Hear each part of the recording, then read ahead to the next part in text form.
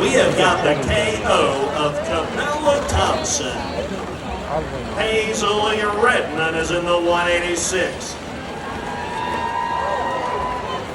The 388 junior is Aaron Crawford. She is a wild child. Could not quite make that turn. She's going to wind her up again. She's already been to the hardcore tent. She got a sticker on her back of her helmet. Now you've seen that red and white helmet flex. That poor power wheel is about half dead, and he didn't stand a chance against her. I'm telling you, she's all over him. Look out, 16J.